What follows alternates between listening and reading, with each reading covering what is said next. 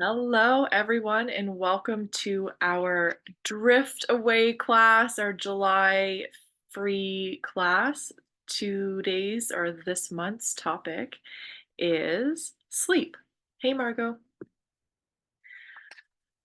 This information that I'm bringing to you this evening, or whenever you listen to it or watch, is from a book that I read called, and it's actually I saw this years ago and I've been wanting to read it for a while now. It's called Why We Sleep, and it says Unlocking the Power of Sleep and Dreams. It's written by Matthew Walker, who has a PhD. He studies and researches sleep. There is so much to go over. I thought it would be interesting to just talk about kind of different elements that come into play with our sleep, not only just like benefits and how to sleep better, but I think when we have a broader understanding of what actually, contributes to our sleep and some of those processes, what's going on in the brain, how our body contributes, when we can have a little bit more of that context, I think it can help to uh, add to the importance and make sleep more of a priority. Now, I'm still only scratching the surface on really why sleep is so important. I highly recommend reading this book. You can maybe get it from your library. If some libraries have like audiobook versions, or you can read them like more of like a Kobo version for your iPad or phone. It is an excellent book. He talks about different case studies so that it gives you more context on the content. Anyway, we're going to dive in and we're going to start with benefits of sleep, and then we're going to talk about different elements. So, there are many benefits of sleep, but a few of them are it enriches the ability to learn, memorize, and make logical decisions and choices. And a lot of these things we'll go deeper into as we go into with this class. It recalibrates the emotional brain circuits. If you can probably guess, that relates to the amygdala.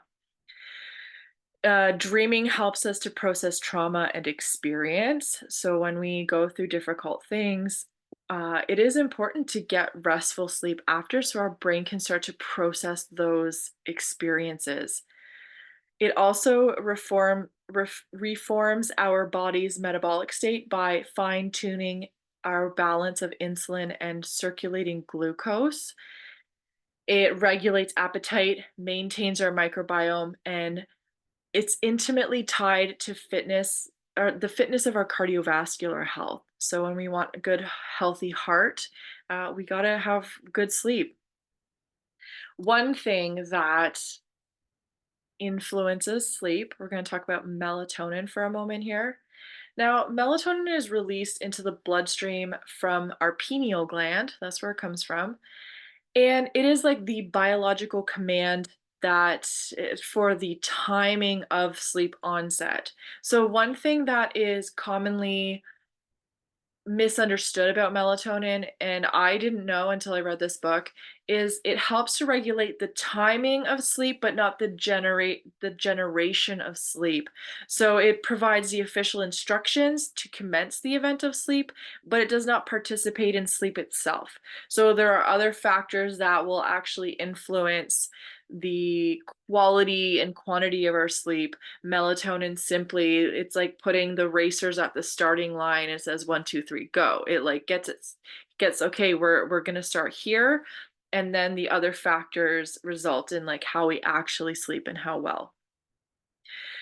One thing I learned was over-the-counter melatonin is not commonly regulated by the FDA, the Food and Drug Administration, and sometimes the amounts of melatonin can be off, so it's not really a like stable source if you're buying it over the counter. And it also melatonin in terms of like biological melatonin, so organic, it decreases in concentration throughout the night. So by the morning time, when we start to kind of wake up, the concentration of it decreases and it starts to tell our brain to finish up sleeping so that we can wake up again. Another factor in our sleep, let's talk about the circadian rhythm. Everyone has a circadian rhythm. The circadian rhythm for humans tends to be actually just over 24 hours, so not totally by the 24-hour clock. And the circadian rhythm determines when to be awake and when to sleep. It also influences the timed preference for eating and drinking. It influences mood and emotions. It influences the amount of urine you produce. It influences core body temperature, metabolic rate, and the release of numerous hormones. Circadian rhythm can also it differs from like person to person. So that means in a few different ways. When we look at like early like morning people versus night hawks, that is actually a biological thing, and it's influenced by our genetics. So if we are a morning person, chances are one or both of our parents were also morning people. In my instance, I'm more of a nighthawk. I'm definitely a nighthawk. Both my parents. My dad was definitely a nighthawk. My mom tends to be as well. I think what I realized is she was more of a morning person when she was working, but that's because she had to be. And now that she's in retirement, she tends to stay up later. So both my parents are nighthawks or were nighthawks.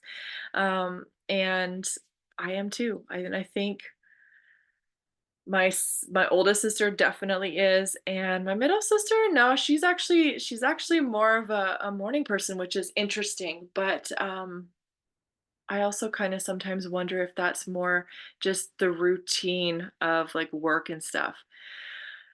Now, morning people make up about 40% of the population, night hawks make up about 30% of the population, and then the remaining 30% tend to be kind of somewhere between morning and evening. The circadian rhythm also changes with our development. So when you look at little kids, their circadian rhythm tends to be earlier with waking up and stuff. And then when we move forward to teens and early adolescence, it moves up. So they like to stay up later. And then when we get into adolescence and later in age, it moves back again.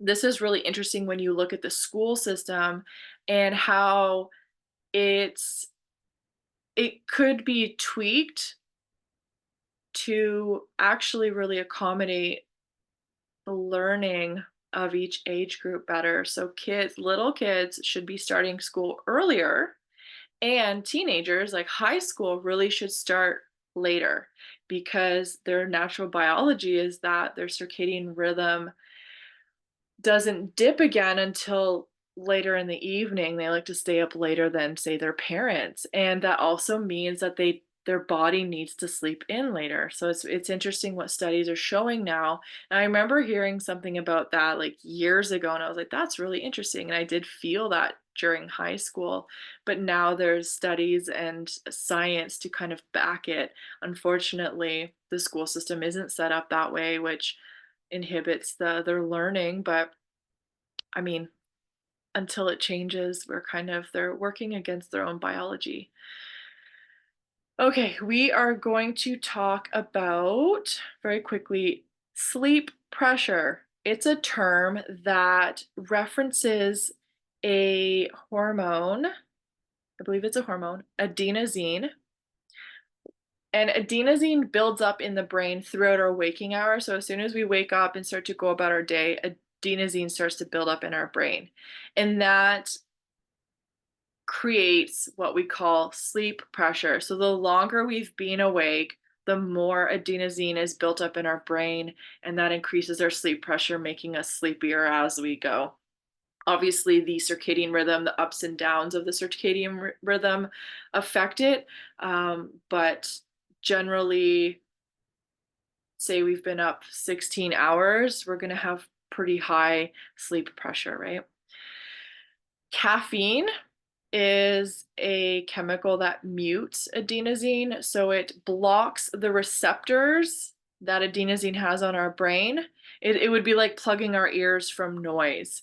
And so that's how caffeine kind of interacts and affects our sleep cycle.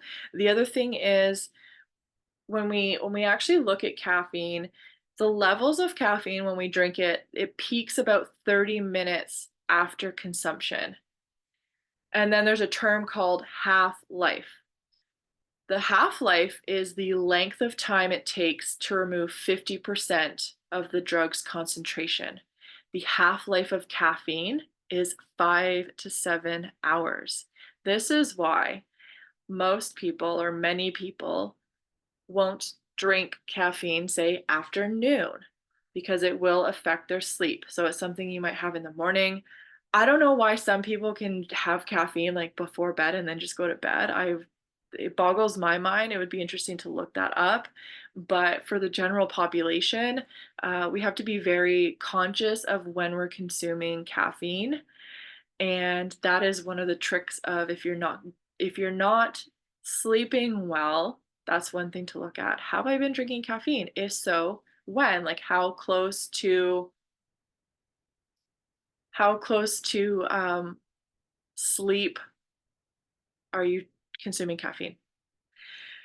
One thing I also learned is caffeine, like decaffeinated coffee or beverages is not non-caffeinated. Decaf can have 3 to 10% of a regular cup. So if you're still affected by decaf, that's why it still has some caffeine in it. It's not fully non-caffeinated. Also, when we talk about like sleep pressure and adenosine in conjunction or working with the circadian rhythm, it can, when we put the two together, it can work both with and against each other. Now, one example of that is say for shift work, you're working a night shift. The sleep, there's a graph in the book. Now, essentially, adenosine, it just builds over the time that we're awake, right? So it's just kind of going up like this um, on the graph. However, the circadian rhythm is going up and down. One of the most profound dips in their circadian rhythm that you might be aware of, especially if you're not a shift worker, is around 3 p.m. Somewhere mid-afternoon, we have a dip. So if you have lunch and then you have that dip in the afternoon where you feel super sleepy, super lethargic, it's because the circadian rhythm is naturally dipping at that time. It does that around the same time in the morning as well. Kind of that. I notice it most kind of like 3 to 5 in the morning. I feel that like real urge to fall asleep. And we do, so when you're thinking about the two that are working together, there's going to be times like as the sleep pressure increases, there's going to be times when the circadian rhythm's going down. It's going to make it harder with the sleep pressure. And then as it gets kind of the highest or higher, there's going to be times when the circadian rhythm dips down again. That's going to make it very hard to stay awake.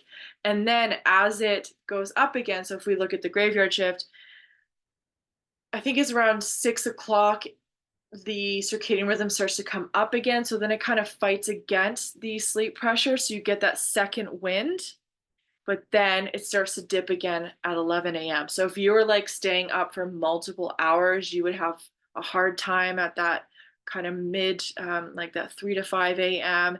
You would start to get a bit of a second wind at 6, and then it would start to dip again between like 10 and 11 in the morning. And with that, with the adenosine going up, you would really want to sleep by by 10 and 11 if you stayed up all night. Let's see here. Let's talk about getting enough sleep. And these are a couple questions that you can ask yourself that will kind of determine if you're getting enough sleep or not. One, can you get up in the morning and function without caffeine before noon? if you can, you're getting enough sleep. If you need caffeine between waking up and noon, you're not getting enough sleep. Do you need or want a nap at 10 or 11? Remember that circadian rhythm's dipping. If so, you're not getting enough sleep. There will be, with the circadian rhythm, there will be a natural down, but if it's really like putting you to sleep, then you probably didn't get enough restorative rest through the night to kind of like battle that, right? Also, if you didn't set an alarm, would you sleep past when you need to get up? If so, probably haven't gotten enough sleep. And if you find yourself rereading sentences, I notice this when I'm sleeping before bed, or sorry, sleeping before bed, reading before bed. When I start to like have to reread paragraphs and stuff, I know that it's like it's time to go to sleep. So that's another indicator. And there's lots more, but I was just pulling out a few. Humans need a minimum of 7 hours of sleep to maintain cognitive function. I think it's between 7 and 9 is kind of optimal, but a minimum of 7 hours of sleep. That is different than the opportunity of sleep, like when you go to bed and you're laying in bed, but maybe still on your phone or doing something. That's different than the actual sleep time. So it's important that we go to bed earlier and we have a routine that starts kind of getting our body and our brain ready for the sleep event. And then we want to leave room so we actually have that 7 to 9 hours to sleep. Um I realized a few minutes ago we didn't do any deep breaths. So let's take a moment now and then I'm going to go into the different types of sleep, the two main types of sleep, and so on and so forth. But I did forget at the beginning of the class. I was so excited to dive in. So let's just take a moment. We're going to take a few deep breaths. Check in with yourself. Where are you on a scale of 1 to 10? How are you feeling today? If you've had any kind of dysregulating events happen, just take some nice nourishing breaths. Blow it out. Feel your shoulders releasing and sitting down so they're not up by your ears. Notice if there's any tension in your body. You can keep your eyes open, eyes closed. Hand over the heart if you need more somatic support.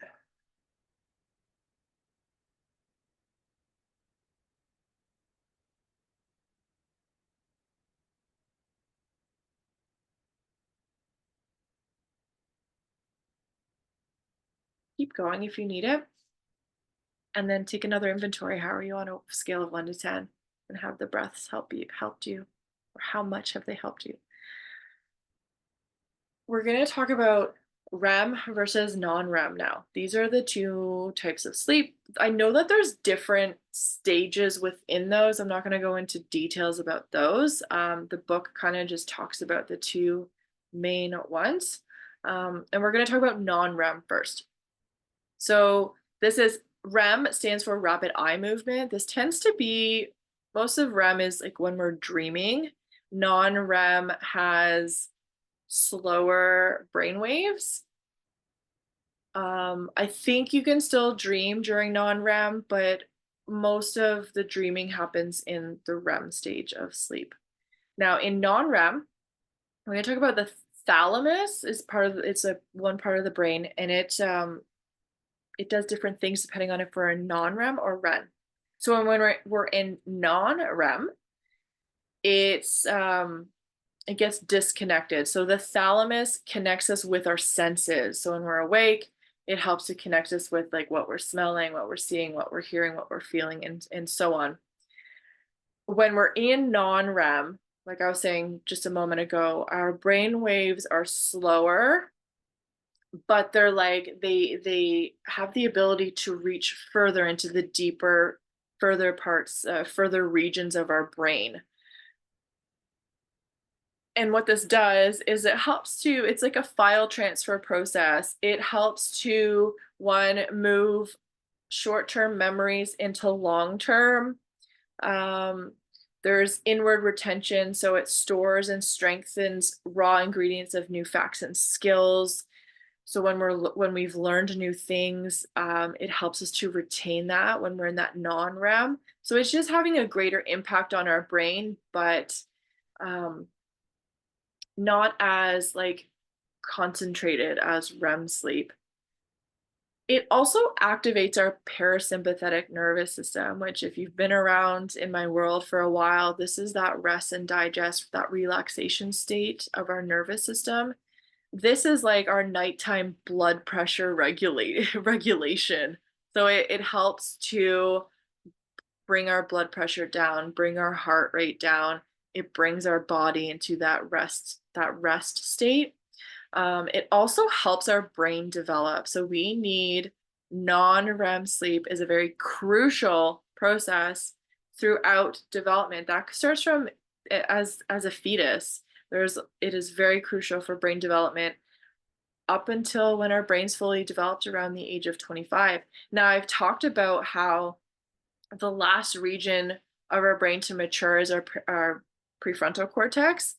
And now I know a little bit more about of the science behind it, which is really interesting. So non-REM sleep helps to develop different regions of our brain, starting in infancy with the regions that impact visual and spatial awareness. So seeing further, right? Because babies can't see much in front of them when they're first born. Then their vision improves. They start to be able to put like hand to mouth. That when they start putting everything in their mouth, that's developing that spatial awareness, and so on. And then, like I was saying, the last region to mature is the prefrontal cortex, which is involved with decision making and rational thinking. And this is why children and even adolescents, teens tend to, um, especially teens, they tend to be more impulsive in their decision making and do things that are riskier. And then children, when they have their meltdowns, it's because that part of their brain just isn't developed to help regulate those that rational thinking, that decision making, that part. And when we try to rationalize with them, that's why it doesn't work, because that part of their brain just isn't online yet. That's why non-REM is super, super important throughout the brain development process. We're going to talk about REM sleep now. So this is the rapid eye movement. This is most of our dream time is during REM. And when we think about the thalamus, which is in charge of our senses, the thalamus reconnects our senses during REM, but kind of like in an inward way, if that makes sense. So we're still, when we're having dreams, we're still interpreting things through our senses, but not from an external way, because we're sleeping. Now, during REM sleep, our brainstem paralyzes us so that we cannot act out our dreams. This is why, for me, one thing I notice is when I'm trying to run in my dreams, I can't run fast. And this is why, like, there's that, well, I don't know for a fact, but this would be the logic as to why we can't run or do things really fast, like get away on a bike really fast, because our our brainstem has shut down this part that would make it possible to like move and create that action. Yeah, it's super, super interesting. In REM stage, our brain waves speed up. It impacts more focused areas of the brain. So if you want kind of a comparison, this would be comparing like FM radio to AM radio. FM radio is better quality, but it has a shorter range that you can listen to the station. AM radio might not come through as crisp and clear, but you can listen to it longer on a road trip. If you're in my world with radios, in terms of like what I do, talking on radios, VHF, which is very high frequency, very clear transmission, but doesn't have as wide of a range, whereas MF, which I want to say I meant to look that up right before because I'm blanking. We don't have MF in the Great Lakes because we don't have like the super long stretches, but MF, I think it's, I want to say like medium frequency, but I could be wrong. I'll have to look it up. The MF is used on the coast so that, say, a fishing boat is like, you know, 30, 40, 100 miles out, it'll still pick them up. It's just it's a longer range frequency, but you really have to train your ear more to be able to pick up on it because it's not as clear. And so this is the difference between REM is like the VHF, the FM, very condensed, clear, but not as far reaching in the brain. Non-REM is the AM, the MF, getting into further parts of the brain, but not as maybe not as focused work. The thalamus gates open during REM, which impacts our emotions, our motivations, and how our memories play out. So when we're talking about um, processing the events of the day, the thalamus activating helps to keep us open to those senses and such. And it contributes to emotional regulation. When we don't sleep well, you know, it's like, oh, someone woke up on the wrong side of the bed, or you just find yourself more irritable. That's because you didn't get enough REM sleep, because REM interacts and helps to um, kind of bridge the prefrontal cortex with the amygdala to neutralize the emotions and stuff of the amygdala to kind of, it's kind of like regenerating overnight so that you can start the next day fresh, right? It's like dealing with the emotions of the day and kind of neutralizing them, kind of categorizing and what's the word I want to say? Like filing them away, right? And when we don't get enough sleep, those emotional centers of our brain don't get the processing that they need, and we can wake up crabby or irritable, or we're just more um, reactive during the day when we don't get enough sleep. It takes new memories and collides with the backlog of our autobiography. So I think it tries to make sense of things based on what we already know in our human experience. It also sparks creativity and helps problem solve with new solutions and ideas. If you go to bed needing an answer for something, your brain will continue to work through it and try to come up with creative solutions. I know, and I've told this story before, I always struggled with math in school, and I was having a hard time with one of the processes, and I had like a test or a quiz or something the next day. And I remember waking up with the solution, and it actually didn't end up working, but it showed that my brain continued to try to work through the problem while I was sleeping, and it was during that REM stage. The harder we work increasing the increasingly developed emotional and creative circuits of our brain during the day, the greater our need to service and recalibrate those neural systems at night. So that means more REM sleep. So the more we're working those parts of the brain, the more crucial it is to recalibrate and kind of restore them through REM sleep. Another thing that I want to talk about that I found really interesting is there's kind of two types of um, ways to sleep that biologically. There's monophasic and there's biphasic. So mono is like one. Monophasic would be a long single bout of sleep.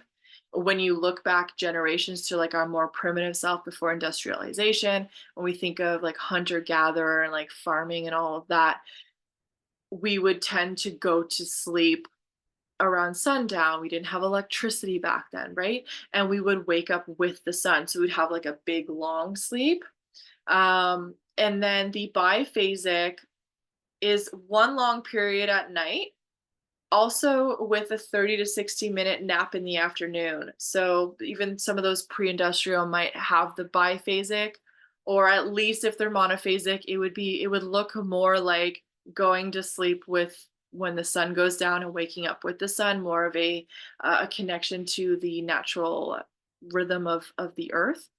And we can see both in society, though the timeline has shifted, right? We tend to sometimes go to bed later now that we have electricity and can stay up and stuff, and maybe to our own detriment, and then still have to get up early with work schedule and such. When we look at different countries in the world, especially in the summer when it gets super hot, like places like in Europe, I know like Mexico does it. I was thinking of like Spain, I think Italy, and some of those countries, they will do like their afternoon siesta, right? Businesses will shut down for a few hours in the afternoon and they'll go and have their afternoon nap. That is like a biphasic routine. So they have their normal sleep at night and then they have an afternoon nap. The biphasic sleep is kind of the biological is most biologically resonant in humans because of that circadian rhythm dip in the afternoon. So, if we actually want to honor our biology the most, we'll have one big sleep at night and then we'll have an afternoon sleep for a little bit. Now, so if you have an afternoon sleep, no shame. It's actually part of our biology. You're actually honoring your biology the most by doing that. I love afternoon naps. Let me tell you.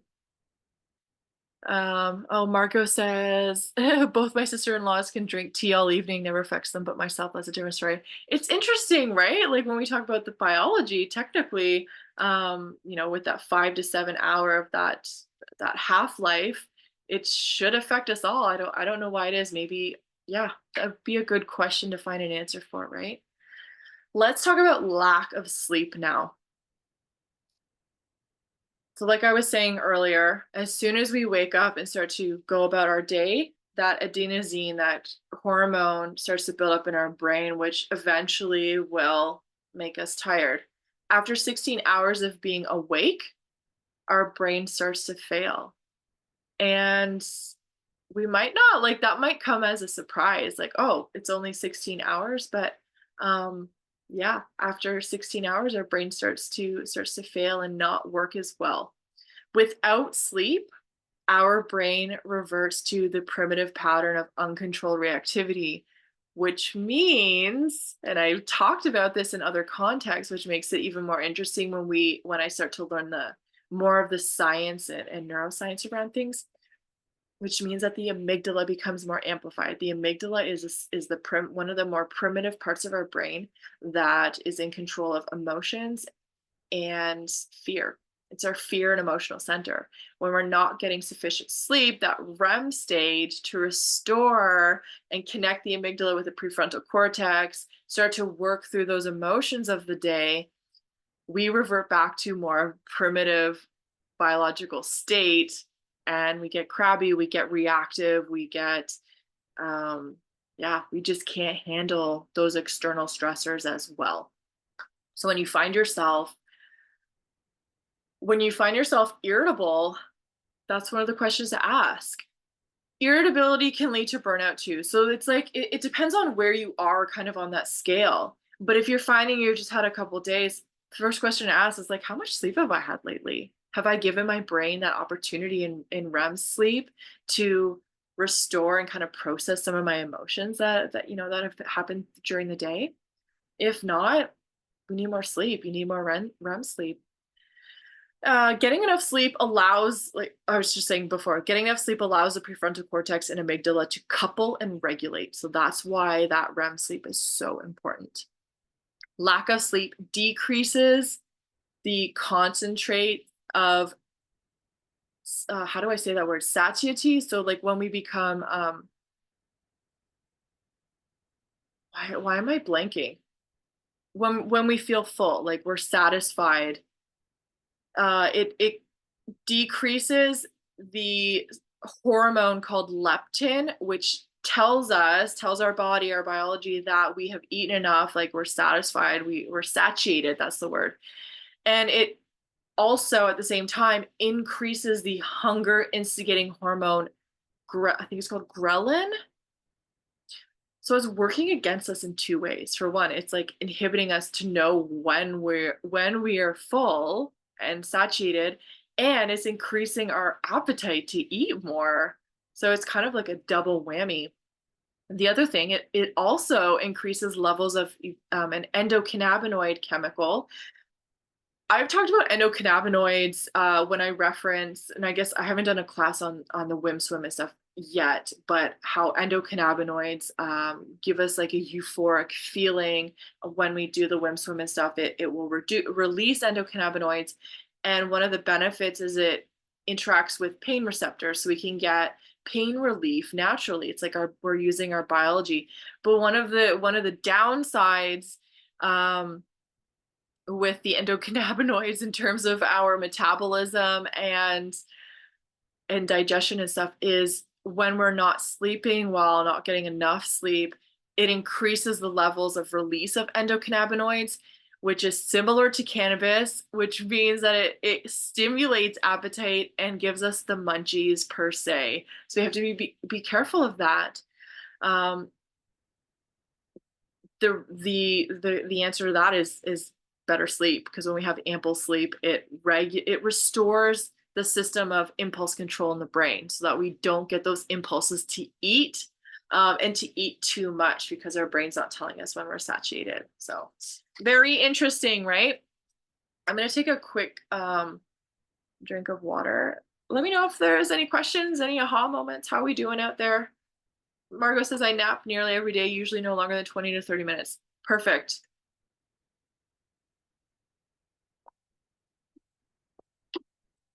One thing, actually, there's two things I was hoping to learn in this book that he didn't talk about. So I'm gonna get it elsewhere, and maybe we'll do a follow-up. But um, one thing I wanted to learn more about was what happens when we get too much sleep. So I'll stay tuned to that. I'll find an answer, because I'm interested, because I often oversleep. So I want to know the effects of that. And the other thing is, um, oh my gosh, it just flew away, and it was like the main one I wanted to talk about. Um, so we take a breath.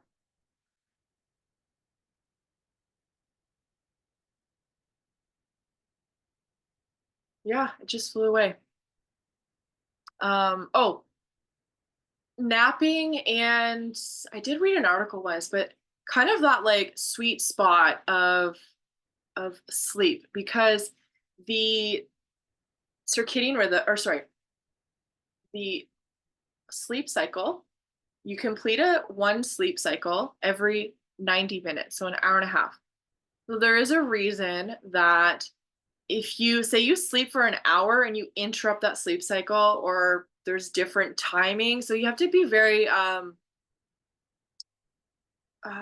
strategic when you're napping so that you don't sleep like too long, or in that weird awkward um in the middle of the sleep, because you'll end up waking up groggy. That's another thing I'll find. I did read an article, but um I can't remember all the details, but yeah, that's something I'll follow up on, and we'll go through it again. I gotta keep moving because we're 20 to 9, and I got a little bit more to talk about. Right now, next we're going to talk about sleep and the nervous system. We've already talked about it a little bit, right? We've talked about the amygdala and stuff. Um, and we know how the amygdala, so kind of going further down that road, we know how the amygdala impacts our physiology, right? When the amygdala is fired up, it fires up our sympathetic nervous system, which increases blood pressure, heart rate, all those things, body temperature. That makes it harder for us to fall asleep, essentially.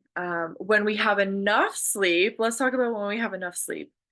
It improves our bacterial community, our microbiome, which the bigger umbrella of it is our enteric nervous system. That's ENTERIC, if you want to look that up and learn more about it.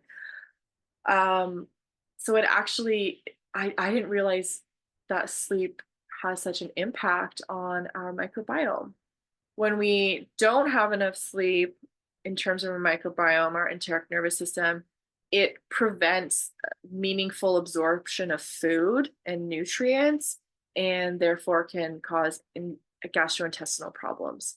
So that's one question you can ask yourself if you've been feeling like bloated or you've been having some gastrointestinal issues. Aside from how has my stress level been, it can be like, how has my sleep been lately?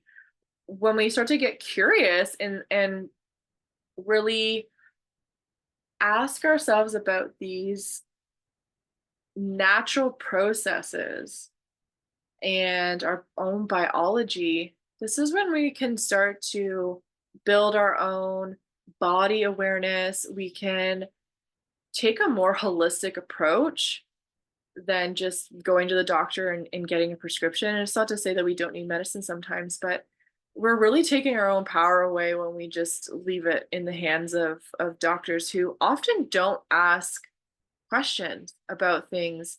They just look at it's very Western medicine's very symptom based, right? And it's like, oh, based on these symptoms, you have this, but they don't look at they don't take that step back often and look at the bigger picture of like, well, what has your sleep pattern been lately?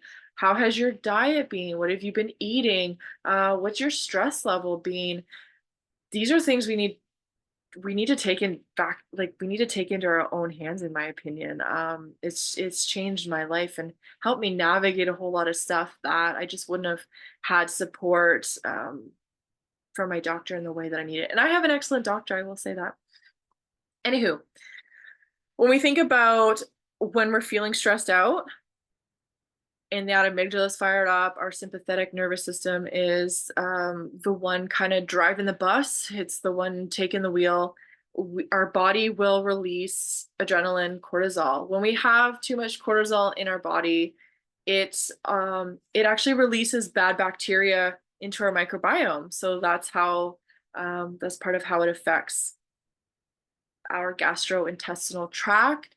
And then when we're looking back at the that non-REM sleep is where we restore that parasympathetic nervous system response, which would bring down that cortisol levels, bring down blood pressure, heart rate, and all those things, so we can go like have a better sleep, but also helps to restore what's going on in our gut, right? Okay, that's sleep in the nervous system. Let's talk about sleep and weight loss and how lack of sleep affects if we are trying to lose weight. One thing, less sleep, if say we are achieving weight loss, we already talked about how it can make us feel hungry, more impulse control is diminished, so we eat more, we want to eat more often, and then we don't have that signal from the brain saying, yeah, we're full now, so we overeat. If we are actually losing weight or being successful with it, it can still affect how we're losing weight. And this was interesting. I didn't know this. Less sleep equals the weight loss is from lean body mass, muscle, not fat. So that cortisol is impacting the type of weight we're losing. We want to lose fat, but we end up losing lean body mass muscle. The more muscle that we have, the more calories are required to help with our metabolic. Muscle increases metabolic rate. We need more calories to maintain it. So that also helps with weight loss. So when we start losing our muscle mass, that's working against us and we're losing the wrong type of weight. When this basically means that our body becomes stingy about giving up fat when we have less sleep. The first thing I think about is when we have less sleep, we go more into those primitive, that survival mode, right? The amygdala gets fired up. And when we're kind of in survival, for one, our body might just be thinking like, oh my God, we need this fat in case like, I don't know, we're starving. Maybe it thinks we're starving. Or just when we are in this survival mode, what I do know for sure biologically is digestion and all those things kind of go to the back burner because it's like, well, you don't need to digest right now. We just need to get through whatever's happening, whatever perceived or real threat is happening. So I think it can kind of be a mixture of things, but essentially your body has a harder time actually burning fat. So it goes to lean muscle, and that doesn't help us because we need muscle. We need to build muscle to then speed up our metabolism and actually help our body to work more optimally. I did. I had a I don't. Maybe I'll come back to it. We'll see what time we have. I was talking about. I have a note here about insomnia and the nervous system, but I think I'm going to keep going, and we'll see how much time we have. I might come back. Let's talk about bedtime stuff or things we might do as part of our bedtime routine and how it affects us. We're going to start with blue LED lights. So this is our phones, this is our iPads. A lot of the new light bulbs and stuff are more like they're on the blue scale.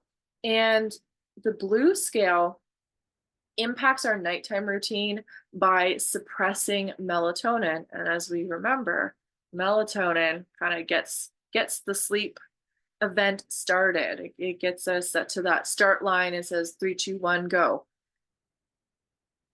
Yellow warm light is less impacts melatonin less than blue does. Another thing that impacts our sleep is alcohol. We think sometimes if we drink alcohol, it makes us tired and we sleep better, but what it actually is, it's a sedative, and we do not get the same quality of sleep if we drink alcohol than if we don't. It is alcohol is more like a light anesthetic, and it will not only fragment our sleep without us knowing. We could be kind of waking up or getting into those lighter stages of sleep without knowing it.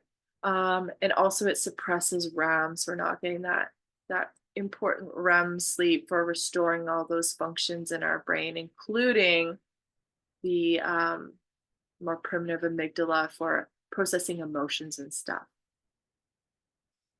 To initiate and maintain sleep, we need our core body temperature to decrease approximately 1 degree Celsius, which I found very interesting. And it kind of makes sense because when you think about when you're kind of, it could be like in the afternoon when you're hitting that kind of afternoon slump, if you have an opportunity to kind of lay down, you end up kind of wanting a blanket.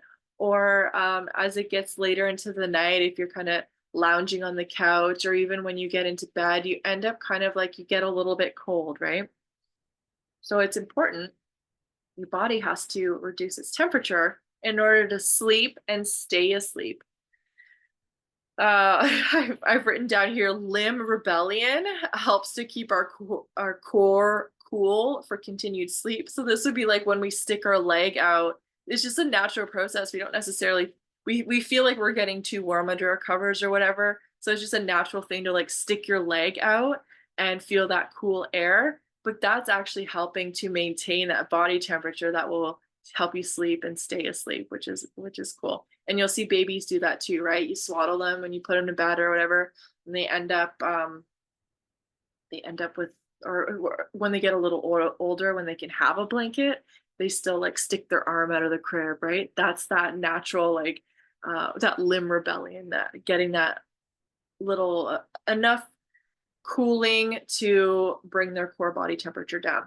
One way that we can do that, so the target bedtime temperature, airtime temperature would be about 65 degrees Fahrenheit. That'll give you that temperature to sleep. One thing I thought about was in Quebec City, they have the ice castle in the winter, and people say it's some of the best sleep that they have.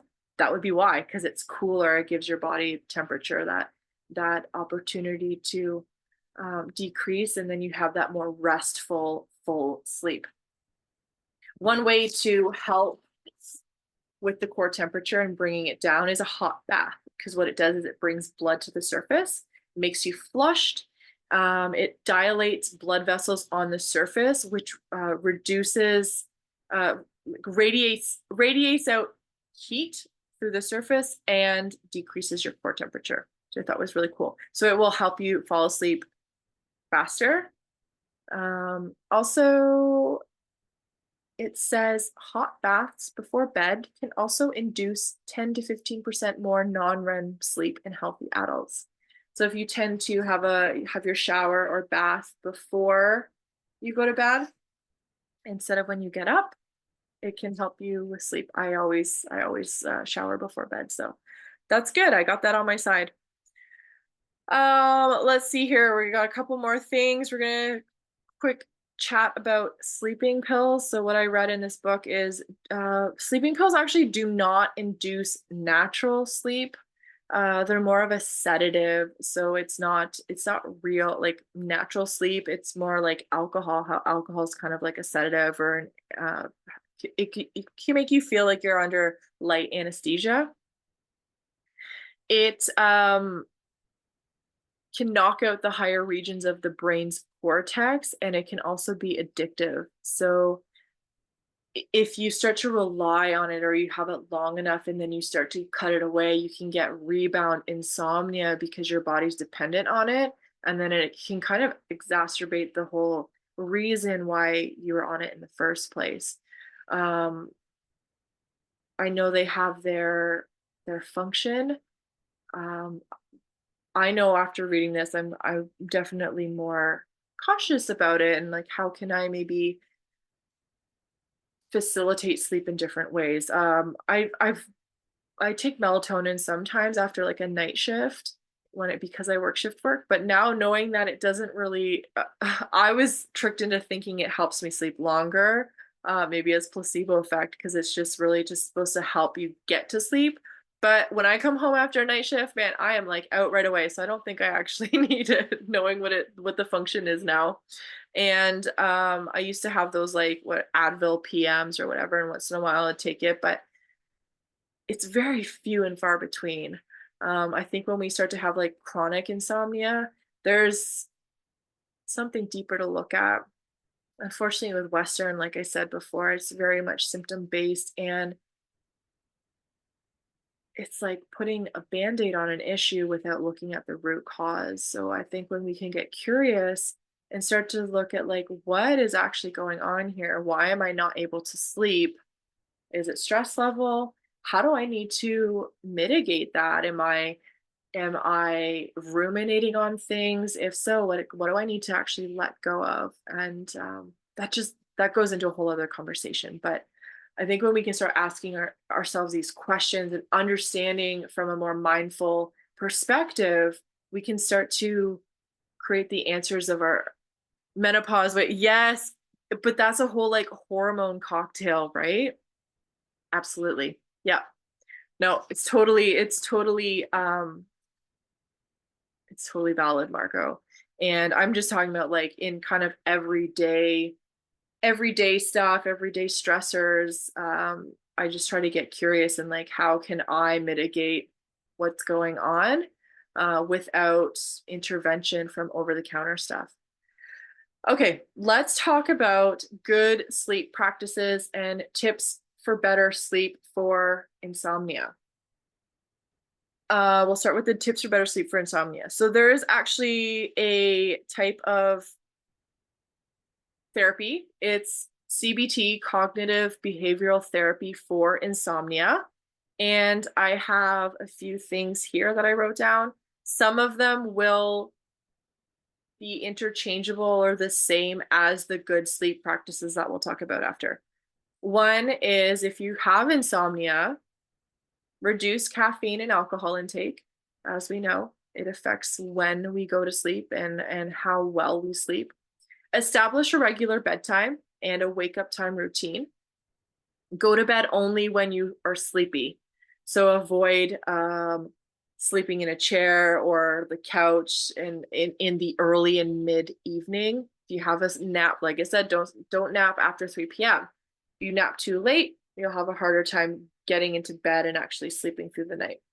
Never lie awake in bed for a long time. So if you find yourself awake and you can't get back to sleep, whether it's just like you just don't feel sleepy or you have like ruminating thoughts, If you're doing that for more than 20 minutes, get out of bed and try a relaxing activity until you feel sleepy again. Avoid daytime napping if you have trouble sleeping at night. So maybe you're just not a napper. I've met many of them that just like they just don't nap, and that's okay. Especially if napping ends up being at the cost of sleeping well at night. So you want to reduce anxiety provoking thoughts and worries by learning to mentally decelerate before bed.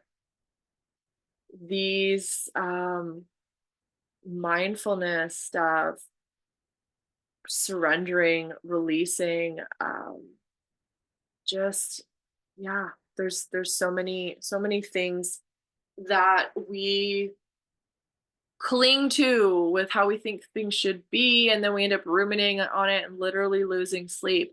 When you're losing sleep over something that's happening in your life that you have no control over, what do you have control over? You have control over yourself and how you act and show up. So focus more on what you can control, because the external you cannot control. um Remove the visible clock faces from your view. If you have a hard time, like if you wake up and look at the clock and you end up getting into that like snowball routine and it gives you anxiety, turn the clock around so that you don't see the time if and when you wake up through the night. That will help you. Good sleep practices. We're going to finish up here. Some of these are the same. Stick to a sleep schedule. Actually have a routine at night that's lovely and nourishing. Maybe you have a warm bath, maybe you have your hot shower. Get in your PJs, get comfy. Maybe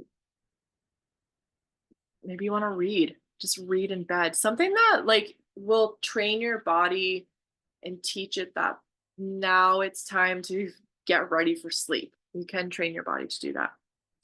Exercise at least 30 minutes a day, but no later than 2 to 3 hours before bed. If you exercise too close to bed, your heart rate's up, your blood pressure is increased, and that makes it hard for your body to settle down and achieve sleep. Avoid caffeine and nicotine before bed or several hours before, as we know. Avoid alcohol before bed. It affects your REM cycle. Avoid large meals and beverages before bed because it can cause indigestion, make sleep harder. Also, your body's like more, it prioritizes that digestion than it does sleeping. So then it can make it harder to sleep or stay asleep. Avoid meals that delay or avoid meds. So if you're on medications that can delay or disrupt sleep, have a conversation with your doctor. Maybe you can take it earlier if you're noticing that it's making it harder to fall asleep. See if there's other options. Don't nap after 3, relax before bed, take a hot bath before bed. Your bedroom should be dark, cool, and gadget free. And have the right sunlight exposure. That's 30 to 60 minutes of sunlight per day. That also helps with your natural biological clock, circadian rhythm. The release of melatonin. Don't lie in bed awake.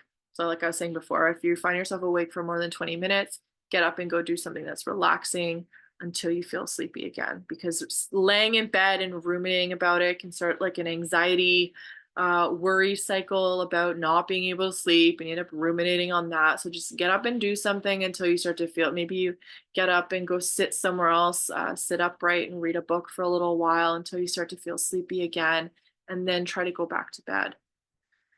Yeah, that's pretty much it. I'll go back over the comments really quickly. Margot says working shift, very little sleep, and team leading on a lockdown, dementia 4, the flashbacks. Yeah, I mean, yeah, it definitely, shift work is a beast of its own, that's for sure. And she also says podcast put her to sleep. I've been doing that lately too. Reading has been very helpful for me. I find myself I can fall asleep really well with reading, and sometimes I'll just put a podcast on. And the nice thing about it is at least on my phone, I can schedule it so it just like it turns off after 10 minutes. So then I just kind of set it aside. I can like faintly hear it as I'm kind of winding down, closing my eyes, and it helps to put me to sleep. I don't need it, but sometimes I like to fall asleep to a podcast. So it's just kind of one of those things that I pick and choose. Anywho, that is our class for tonight. I hope that there's some good nuggets for you. There's still more I want to explore with sleep, the importance. Hopefully, you can see a little bit more as to why sleep is so important and you can prioritize it more. Um, yeah, I was just looking back on the insomnia part. There's, okay, I'll read a couple things really quickly. So one of the things is if you're stressed out, we're talking about that fight or flight, it prevents good sleep. Firstly, because the your metabolic it increases your metabolic rate, which is triggered by the fight or flight response. It results in a higher core body temperature. As we know, we need to lower our core body temperature. It's stress, which then perpetuates insomnia, which that it's like a double-edged sword. It also creates higher levels of that cortisol and sister neurochemicals, adrenaline and noradrenaline. These all increase your heart rate, which it says normally our cardiovascular system calms down as we make the transition into light and then deep sleep. Elevated cardiac activity makes that transition more difficult. All three of these chemicals increase metabolic rate, additionally increasing core body temperature, which further compounds the first problem outlined above. Also, it alters the patterns of the brain that are linked to the sympathetic nervous system.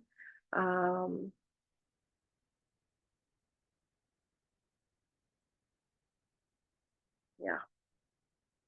Affects the emotion generating regions, memory recollection centers. They remain active, so that makes it also harder to achieve sleep, and especially like quality sleep. So that was just a little extra about the effects of basically being stressed and how it can kind of create insomnia, and not help us.